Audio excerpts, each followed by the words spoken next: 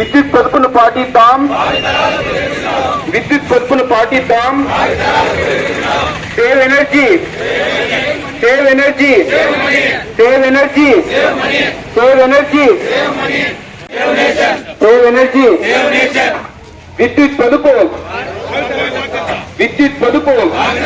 విద్యుత్ వాహనాలను వినియోగిద్దాం, విద్యుత్ వాహనాలను వినియోగిద్దాం, విద్యుత్ వాహనాలను వినియోగిద్దాం.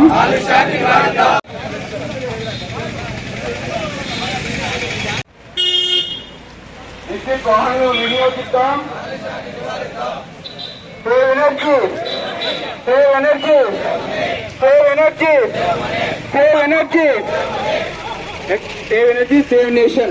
Save energy, save energy, save energy, save energy, save energy, save energy. పొదుపు పాటిద్దాం, భావి తరాలకు వెలుగునిద్దాం.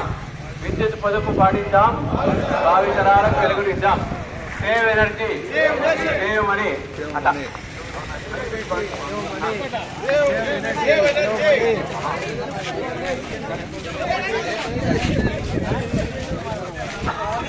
విద్యుత్ పొదుపు మనందరి బాధ్యత, విద్యుత్ పొదుపు మనందరి బాధ్యత, విద్యుత్ పొదుపు మనందరి బాధ్యత.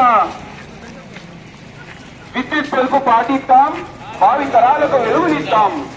విద్యుత్ పొదుపు పాటిద్దాం, భావి తరాలకు వెలుగునిద్దాం. విద్యుత్ పొదుపు పాటిద్దాం, భావి తరాలకు వెలుగునిద్దాం. Save energy, save money. Save energy, save money. Save energy, save money. Kalyan Durgam executive engineer APSPDCL నుండి మాట్లాడుతున్నాను.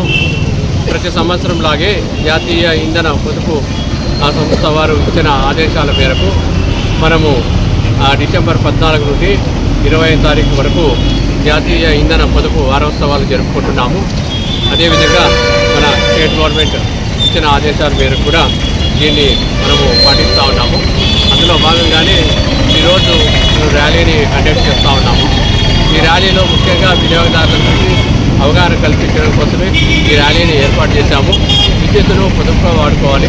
మనము అవసరానికి మించి వృధాగా వాడుకుంటే మనకుండే సహజ వనరులన్నింటినీ కూడా వృధా చేసిన వారం అవుతాము. మరియు భవిష్యత్తులో భావి తరాలకి మనము నష్టం చేసిన వారం అవుతాము. రెండవది మన డబ్బు కూడా వృధా అవుతుంది.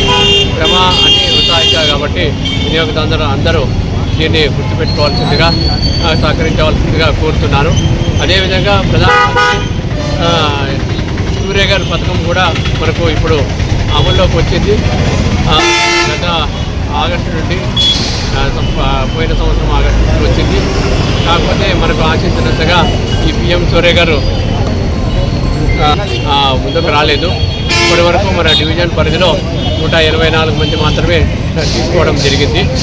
కాబట్టి పిఎం సూర్యఘర్ మనము ఏర్పాటు చేసుకుంటే మనం విద్యుత్ బిల్లుల్ని కట్టాల్సిన అవసరం ఉండదు. మనం తయారు చేసిన విద్యుత్ని మనమే వాడుకొని విద్యుత్ బిల్లులు లేకుండా చేసుకోవచ్చు. ప్రధానమంత్రి గారు దానికి 1 కిలోవాట్కి 30,000 వరకు సబ్సిడీ ఇస్తున్నారు. 3 కిలోవాట్లకి మనము 2,10,000 ఖర్చు అయితే అందులో 78,000 సబ్సిడీగా మనకు తిరిగి ఇస్తారు. మనకు కేవలము 1,40,000 మాత్రమే పడుతుంది. అది పిఎం సూర్యఘర్ మనం ఒకసారి ఇన్స్టాల్ చేసుకుంటే 25 సంవత్సరాలు దాని జీవితకాలం ఉంటుంది. కాబట్టి 25 సంవత్సరాలు మనం విద్యుత్ బిల్లు చెల్లించకుండానే మనం విద్యుత్తును వాడుకునే అవకాశం ఉంటుంది. ఇది పూర్తి స్థాయిలో అందరూ గమనించాలి.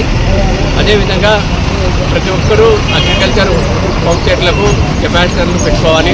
కెపాసిటర్ పెట్టుకుంటే మనకు 30% వరకు విద్యుత్ వృధా కాకుండా ఆదా అవుతుంది.